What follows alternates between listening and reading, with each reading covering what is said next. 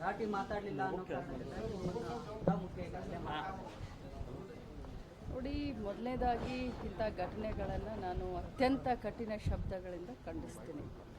ಯಾಕಂತಂದರೆ ನಾವೆಲ್ಲ ಬಹಳಷ್ಟು ಸುಮಧುರವಾಗಿ ಎಲ್ಲರೂ ಚೆನ್ನಾಗಿ ಇಲ್ಲಿ ಇದ್ದೀವಿ, ನಮಗೂ ಎಲ್ಲರಿಗೂ ಗೊತ್ತಿರ್ಬೋದು.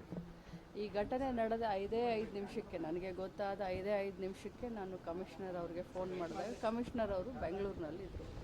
DCP ರೋಹನ್ ಅವರಿಗೆ ಫೋನ್ ಮಾಡಿ ಘಟನೆಯ ವಿವರವನ್ನು ಎಲ್ಲ ಆವತ್ತನೇ ತೆಗೆದುಕೊಂಡು ಯಾರು ತಪ್ಪಿತಸ್ಥರಿದ್ದಾರೆ, ಯಾರು ಸರ್ಕಾರಿ ನೌಕರಸ್ಥರ ಮೇಲೆ ಕೈ ಮಾಡಿದ್ದಾರೆ ಅವರನ್ನು ತತ್ಕ್ಷಣ ಅರೆಸ್ಟ್ ಮಾಡಿ ಅಂತಲೇ ನಾನು ಡೈರೆಕ್ಷನ್ ಅವತ್ತನೇ ಕೊಟ್ಟಿದ್ದೀನಿ.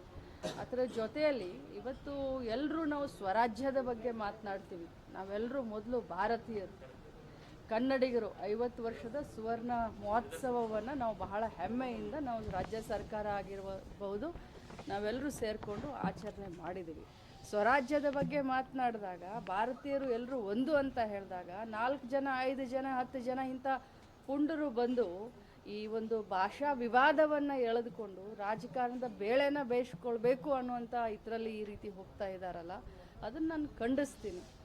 ಇಲ್ಲಿ ಎಲ್ಲರೂ ಗೌರವದಿಂದ ಬಹಳಷ್ಟು ಇದರಿಂದ ನಾವು ಭ್ರಾತೃತ್ವದ ದೃಷ್ಟಿಯಿಂದ ನಾವು ಇಲ್ಲಿದ್ದೀವಿ. ಈಗ ನನ್ನ ಕ್ಷೇತ್ರದಲ್ಲಾಗಿದೆ ಘಟನೆ ಅಂತ ತಾವು ಕೇಳಿದ್ರಿ ಮಾನ್ಯರು. ಆದರೆ ನನ್ನ ಕ್ಷೇತ್ರದಲ್ಲಿ ನನ್ನನ್ನು ಇಡೀ ಮರಾಠಿಗರು ಓಟಾಗಿ ಗೆಲ್ಲಿಸ್ತಾರೆ ಅಂತಂದರೆ ಒಂದು ಭಾಷಾ ವಿವಾದ ಅನ್ನೋದನ್ನು ಬೇರೆ ಸಮೇತ ನಾವು ಕಿತ್ತಾಕಿದ್ದೀವಿ. ಇವತ್ತು ಸರ್ಕಾರಿ ನೌಕರಸ್ಥರು, ಅದರಲ್ಲೂ ಕೂಡ ಯಾರು ಅವರು ಟ್ರಾನ್ಸ್ಪೋರ್ಟೇಷನ್ದವ್ರು ಇರ್ಬೋದು, ಪೊಲೀಸ್ ಇಲಾಖೆಯವ್ರು ಇರ್ಬೋದು, ಅಥವಾ ನಮ್ಮ ಹೆಲ್ತ್ ಇಲಾಖೆಯವರು ಇರ್ಬೋದು, ನಾವೆಲ್ಲ ನಮಗೆ ರಜೆ ದಿನಗಳಿದ್ದಾವೆ. ಆದರೆ ಅವರಿಗೆ ಹಬ್ಬ ಹರಿದಿನವೂ ಇಲ್ಲ, ರಜೆನೂ ಇಲ್ಲ, ಸಂಡೇನೂ ಇಲ್ಲ. ಅವರು ನಮ್ಮ ಸೇವೆಯನ್ನು, ಜನರ ಸೇವೆಯನ್ನು ಮಾಡುವಂಥ ಸಂದರ್ಭದಲ್ಲಿ ಈ ರೀತಿ ಅವ್ರ ಮೇಲೆ ಕೈ ಮಾಡ್ತಾ ಇರೋದು ಅಕ್ಷಮ್ಯ ಅಪರಾಧ.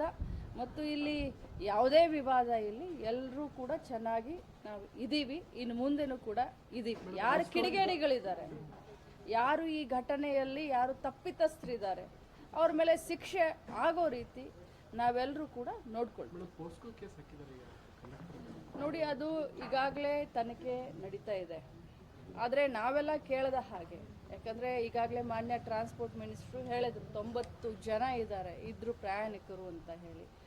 ಎಲ್ಲೋ ಯಾರೋ ಏನೋ ತಮ್ಮ ಒಂದು ಇದಕ್ಕೆ ಈ ರೀತಿ ಪೋಕ್ಸೋ ಕೇಸ್ ಹಾಕಿ ಇದನ್ನು ಮಾಡಿ ಅದೆಲ್ಲ ತನಿಖೆ ಆಗಲಿ, ತನಿಖೆ ಆದಮೇಲೆ ಅದು ಹೊರಗೆ ಬರುತ್ತೆ. ಬಟ್ ಒಂದೇ ಮಾತನ್ನು ಹೇಳಲಿಕ್ಕೆ ಬಯಸ್ತೇನೆ, ಇವತ್ತು ಕರ್ನಾಟಕ ರಾಜ್ಯ ಬೇರೆ ಅಲ್ಲ, ಇನ್ನೊಂದು ರಾಜ್ಯ ಬೇರೆ ಅಲ್ಲ, ದೇಶ ಅಂತಂದಾಗ ನಾವೆಲ್ಲರೂ ಒಂದೇ.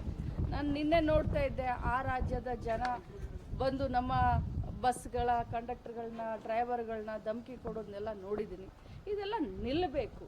ನಾವು ನಮ್ಮ ವೈರಿಗಳು, ನಮ್ಮ ದೇಶದ ವೈರಿಗಳು ಯಾರು, ನಾವೇ ಹೊಡೆದಾಡೋದಲ್ಲ. ಇಲ್ಲಿ ನಾವೆಲ್ಲರೂ ಭಾಳಷ್ಟು ಮೆಚ್ಯೂರ್ಡ್ ಆಗಿ ನಾವು ಬಿಹೇವ್ ಮಾಡಬೇಕಾಗತ್ತೆ. ಈ ಒಂದು ಕ್ಷುಲ್ಲಕ ರೀತಿಯಾಗಿ ಮಾಡೋದು ಬೇಡ. ಎಲ್ಲರಿಗೂ ಎಲ್ಲ ಭಾಷೆ ಅಭಿಮಾನ ಎಲ್ಲರಿಗೂ ಇರುತ್ತೆ. ನಿಮಗೆ ನಿಮ್ಮ ಭಾಷೆ ಮೇಲೆ ಅಭಿಮಾನ ಇದ್ದರೆ ನಮಗೆ ನಮ್ಮ ಭಾಷೆಯ ಮೇಲೆ ಅಭಿಮಾನ ಇದೆ. ಅದಕ್ಕೆ ಇದನ್ನು ಇಲ್ಲಿಗೆ ಮುಗಿಸ್ಬೇಕು. ಕಾನೂನು ಸುವ್ಯವಸ್ಥೆ ತಾವೆಲ್ಲ ನೋಡಿರ್ಬೋದು, ಈಗಾಗಲೇ ಎಲ್ಲಿ ಏನಾದರೂ ಒಂದು ಸ್ವಲ್ಪ ಆದರೂ ಇದ್ರ ಬಗ್ಗೆ ಏನಾದರೂ ಘಟನೆ ನಡೀತಾ ಇದೆಯಾ ಅಂತ ತಾವು ನೋಡಿರ್ಬೋದು. ಅದನ್ನು ನಾವು ಕಂಟ್ರೋಲ್ ಮಾಡಿದ್ದೀವಿ. ನೋಡಿ, ಕಮಿಷನರ್ ಆಗಿರ್ಬೋದು, DCP ಅವರಾಗಿರ್ಬೋದು ಭಾಳಷ್ಟು ಅಚ್ಚುಕಟ್ಟಾಗಿ ಇದನ್ನು ನಿಭಾಯಿಸಿದ್ದಾರೆ. ಸ್ಥಳೀಯ CPI ಅವರನ್ನು ನಾನು ಕೇಳಿದ್ದೀನಿ, ಅವರು ಒಂದು ಸ್ವಲ್ಪ ಇದನ್ನು ನಿಭಾಯಿಸೋದ್ರಲ್ಲಿ ವಿಫಲ ಆಗಿದ್ದಾರೆ ಅಂತ ಹೇಳಿದ್ರು. ಕನ್ನಡ ಪರ ಹೋರಾಟಗಾರರು ಬೆಳಗಾವಿ ಜಿಲ್ಲೆ ಯಾವ ನಾಯಕರು ಕೂಡ ನಾಡುನುಡಿ ವಿಚಾರದಲ್ಲಿ ಗಟ್ಟಿ ಧ್ವನಿ ಎತ್ತಲ್ಲ. ಬೆಳಗಾವಿ ಚಲೋ ಕರೆ ಕೊಟ್ಟಿದ್ದಾರೆ. ನಾನು ಎಲ್ಲರಿಗೂ ಒಂದೇ ಮನವಿಯನ್ನು ಮಾಡ್ತೀನಿ, ದೇಶ ಒಂದು, ವಿವಿಧ ಭಾಷೆಗಳು, ವಿವಿಧ ಸಂಸ್ಕೃತಿಗಳು ಇದ್ದಂಥ ಈ ದೇಶದಲ್ಲಿ ನಾವು ಒಂದೇ ಅಂದ ತಕ್ಷಣ ಮಾತರಂ ಅಂತೀವಿ, ಒಂದೇ ತಾಯಿಯ ಮಕ್ಕಳು ಅಂತ ಹೇಳ್ತೀವಿ. ಭಾಷೆ ಅಭಿಮಾನ ಎಲ್ಲರಿಗೂ ಇರುತ್ತೆ. ನಮ್ಮ ಭಾಷೆ ನಮಗೆ ಅಭಿಮಾನ, ಇನ್ನೊಬ್ಬರ ಭಾಷೆ ಅವರಿಗೆ ಅಭಿಮಾನ ಇರ್ಬೋದು. ಬಟ್ ಇದನ್ನು ರಾಜಕೀಯವಾಗಿ ನಾವು ಯಾರು ಈ ಒಂದು ಸುಮಧುರವಾದಂಥ ವಾತಾವರಣವನ್ನು ಯಾರೂ ಕೆಣಕೋಕೆ ಹೋಗಬೇಡಿ.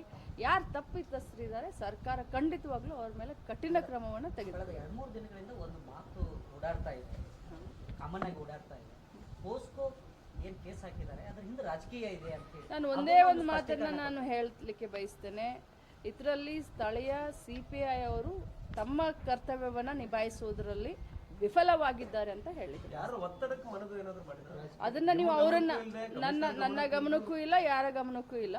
ಕಮಿಷನರ್ ಅವರು, ನಾನು, ಚನ್ನರಾಜ್ ಹಟ್ಟಿಹೊಳಿ MLC ಅವರು, ನಾವು ರಾತ್ರಿ 11 ಗಂಟೆವರೆಗೂ ಸತತವಾಗಿ ಸಂಪರ್ಕದಲ್ಲಿದ್ದು ಇದನ್ನು ನಾವು ಯಾವುದೇ ಒಂದು ಇದನ್ನು ನಾವು ವೇಗವಾಗಿ ಇದ್ರ ಬಗ್ಗೆ ನಾವು ಇದನ್ನು ತಗೊಳಕ್ಕೆ ಬರೋದಿಲ್ಲ. ಕೂಲಂಕಷವಾಗಿ ನಾವು ಇದನ್ನು ಚರ್ಚೆ ಮಾಡಿ ಇದ್ರ ಬಗ್ಗೆ ಡಿಸಿಷನ್ ತಗೊಳ್ಬೇಕು. ಯಾರು ತಪ್ಪಿತಸ್ಥರಿದ್ದಾರೆ ಅವ್ರ ವಿರುದ್ಧ ಕಠಿಣ ಶಿಕ್ಷೆ ಆಗಬೇಕು ಅಂತ ಹೇಳಿದಂಥ ಸಂದರ್ಭದಲ್ಲೂ ಕೂಡ ರಾತ್ರೋರಾತ್ರಿ 12 ಗಂಟೆಗೆ ಕೇಸ್ ಹಾಕ್ತಾರೆ ಅಂತಂದರೆ ನಿಜವಾಗ್ಲೂ ಇದ್ರ ಬಗ್ಗೆ ನಾವು ಇದನ್ನ ತನಿಖೆಯನ್ನು ಮಾಡ್ತೀವಿ. ನಾನು ಹೋಮ್ ಮಿನಿಸ್ಟ್ರಿಗೂ ಮಾತಾಡಿದ್ದೀನಿ, ಈ ರಾಜ್ಯದ DG ಅವ್ರಿಗೂ ಕೂಡ ಮಾತಾಡಿದ್ದೀನಿ.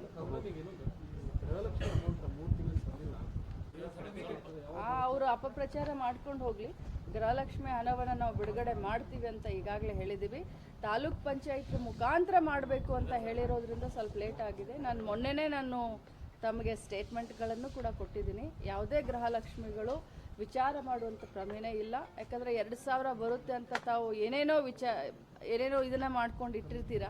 ಆ 2000 ರೂಪಾಯಿ ಉಪಯೋಗವನ್ನು ಯಾವ ರೀತಿ ಮಾಡಬೇಕು ಅಂತ ಖಂಡಿತವಾಗ್ಲೂ ನಮ್ಮ ಸರ್ಕಾರ, ನಾವಾಗಲಿ ನಮ್ಮ ಇಲಾಖೆ ಆಗಲಿ ಗೃಹಲಕ್ಷ್ಮಿಯನ್ನು 8 ದಿನ ಅಂತ ಹೇಳಿದ್ದೀನಿ. ಈಗ 2 ದಿನ ಆಗಿದೆ. ಇನ್ನು 8 ದಿನದೊಳಗಡೆ ನಾನು ಬಿಡುಗಡೆ ಮಾಡ್ತೀನಿ. ನಾನು ಅಧಿವೇಶನೆಗೆ ಹೋಗಬೇಕು ಅಂತ ಇದೆ. ನಾಳೆ CT ಸ್ಕ್ಯಾನ್ ಮಾಡಿಸ್ಕೊಳ್ಳೋಕ್ಕೆ ನಾಳೆ ಮತ್ತೆ ಹಾಸ್ಪಿಟ್ಲಿಗೆ ಹೋಗ್ತಾ ಇದ್ದೀನಿ. ಡಾಕ್ಟರ್ ಪರ್ಮಿಷನ್ ಕೊಟ್ಟರೆ, ಟ್ರಾವೆಲ್ ಮಾಡಲಿಕ್ಕೆ ಪರ್ಮಿಷನ್ ಕೊಟ್ಟರೆ ನಾನು ಮತ್ತೆ ನನ್ನ ಕರ್ತವ್ಯಕ್ಕೆ 3ನೇ ಬಜೆಟ್ ಅಧಿವೇಶನಕ್ಕೆ ಭಾಗಿಯಾಗಬೇಕು ಅಂತ ನಾನು